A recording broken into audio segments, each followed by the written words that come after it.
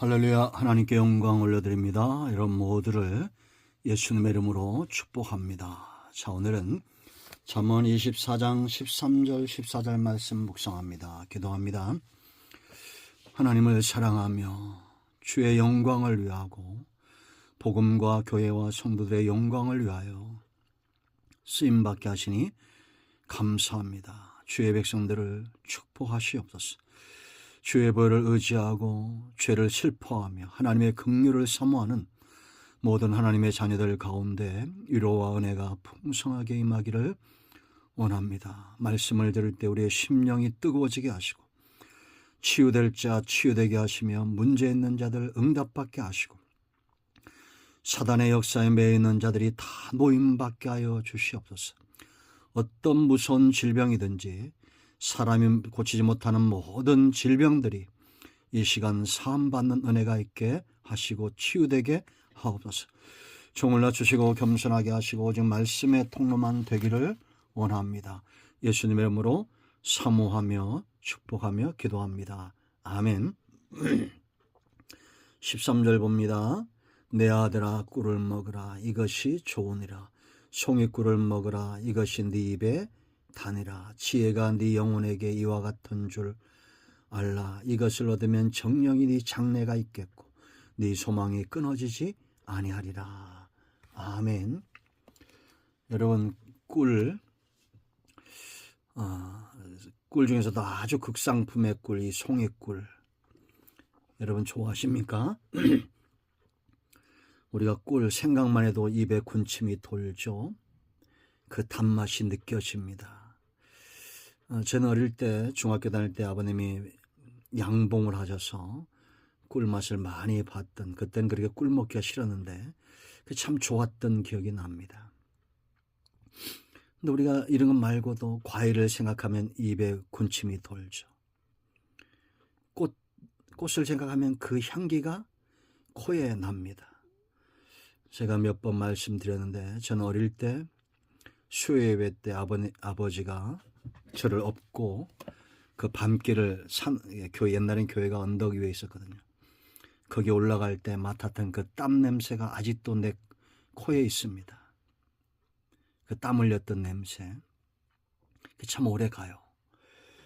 여러분 우리가 이런 사람이 있죠. 생각만 해도 정말 송이꿀 같은 군침 돌게 하는 마음이 열리는 사람들이 있습니다. 그 지혜를 얻은 사람, 지혜로운 입술을 가진 사람이라고 그랬죠. 지혜로운 자들. 오늘 이 잠언의 저자가 이 아들에게 당부하면서 지혜가 네 몸에 꿀 같다라는 겁니다. 그러면서 내 아들아 그럽니다. 내 아들아. 경험이죠. 체험, 경험. 저는 성경 다음으로 진리가 있다면 그것은 내가 경험한 것, 남이 경험한 건 그 다음이죠.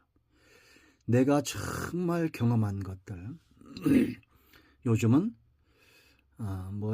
SNS가 발달이 돼가지고 유튜브도 그렇고 이런 기사들을 볼 때도 그렇고 계속 어떤 건강식품에 대한 그런 것들이 자꾸 떠요. 왜 이런 게 자꾸 뜰까 했더니 제 나이가 이제 그런 걸 먹어야 될 때니까 자꾸 어떻게 알고 그렇게 AI가 광고를 하는 것 같습니다.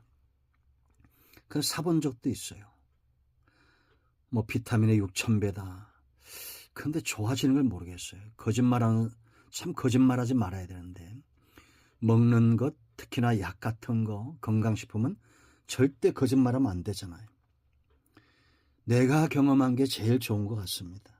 여러분, 이 내 아들아 그러면서 권면한 것은 이 아비가 돼서 아들에게 자기가 경험한 거를 이야기하는 겁니다. 살아보니까 송이꿀처럼 좋은 게 지혜라는 거예요. 우리가 여러분 몸에 좋은 것들을 얼마나 많이 사람들에게 말합니까? 그런데 살아보니까 지혜만큼 좋은 게 없다. 내가 경험하지 못한 것은 확신 있게 전할 수가 없습니다. 그러므로 부모는 자녀에게 확신 있게 전할 수 있는 그런 성경적 체험, 말씀이 이루어진 현장, 기도하여 응답받은 그러한 것들이 있어야 됩니다. 엘리 아들들이 왜 불량자가 되었을까요? 엘리가 하나님 앞에서 불량스러운 신앙생활을 가졌기 때문입니다. 아들에게 줄 것이 없었던 거죠. 여러분들, 우리가 자녀들에게 돈이나 땅이나 집을 물려주는 것, 그것보다 훨씬 중요한 것은 신앙적 가치관과 하나님을 사랑하고 사람을 사랑하는 불붙는 가슴입니다. 이 말씀이 내 입에 얼마나 단지 체험하지 못하면 말할 수가 없습니다. 여러분, 시편 119편을 읽어보십시오. 우리의 눈을 열어 주의 법에 귀한 것을 보게 해달라고. 내 입에 꿀처럼 단 이 말씀, 그 말씀, 깨달은 말씀이 있으면 자녀들에게 요즘 얼마나 좋습니까? 문자로 보내주세요. 그래야 자녀들이 그 은혜를 체험하는 겁니다. 저는 그림을 그려서 우리 아들에게 1000편 이상을 보냈습니다. 어느 순간 아버지가 아닌 하나님께서 정말 행하시는 걸 깨달았다는 거예요. 끊임없이 여러분 아들들에게 말씀과 은혜의 통로가 되는 부모가 되어야겠습니다. 자, 두 번째, 먹으라 그랬습니다. 아무리 좋아도 좋은 것도 있죠. 내 체질에 맞아야 돼요. 내가 경험해 보니까 꿀이 안 맞는 사람이 있죠.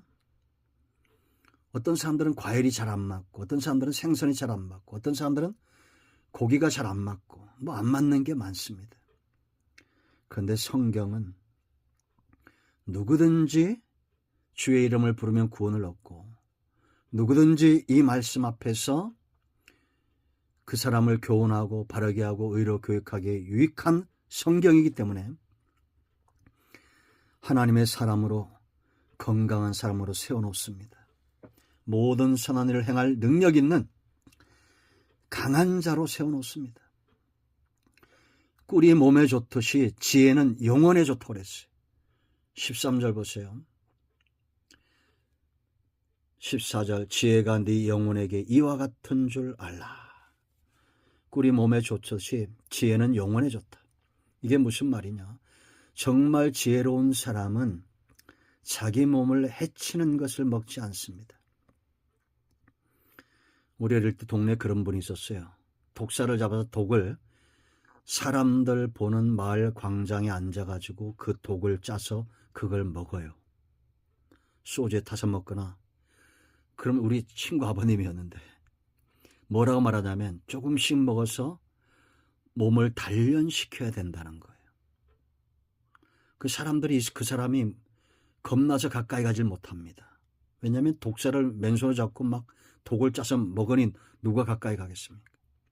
그런데 그 아들이 자살을 했습니다. 내 친구죠. 참 안타깝습니다. 마음이 아프죠. 여러분, 해로운 것은 몸에 적용이 안 됩니다. 담배가 몸에 적용이 되고 술이 몸에 적용이 됩니까? 망치는 겁니다. 독이 어떻게 몸에 적용이 됩니까? 망치는 거예요. 지혜로운 자는 자기 몸이나 영혼을 해하는 것을 가까이 하지 않습니다. 용서하고 들으세요. 대부분 모든 질병들은 지혜 없음에서 오는 경우가 많습니다. 먹지 말라는 거 먹고 가지 말라는 거 가고 하니까 결국은 병에 걸립니다. 물론 전염되는 것도 있죠. 다양한 이유가 있는데 그 중에 하나를 말하는 겁니다. 지혜로운 자는 자기와 이웃을 위해서 좋은 것을 취할 줄 알아요. 자, 13절 보세요. 이런 사람에게 장래가 있다라고 말합니다. 정령이 네 장래가 있겠고 네 소망이 끊어지지 아니하리라. 여러분, 늙어서도 건강하려면 하루라도 빨리 운동해야 됩니다. 젊을 때 관리해야 돼요. 이런 말이 있습니다. 잘 죽기 원하죠, 다들. 죽을 때 고통스럽게 죽고 힘들게 죽고자 하는 사람 없어요. 그러기 위해서는 잘 살아야 된다라고 말합니다. 자기 몸을 잘 관리하고 건강하게 관리한 사람은 이거는 몸뿐만 아니라 영적으로도 정신적으로도 수양을 하고 정적으로 수양을 하고 영적으로 하나님을 잘 섬기고 기도하는 사람은 죽을 때 잘 죽습니다. 우리 친구 어머님 보니까 나 오늘 밤에 천국 간다 하고 그 다음날 갔더니 그대로 무릎 꿇고 돌아가셨어요. 얼마나 아름다운 죽음입니까?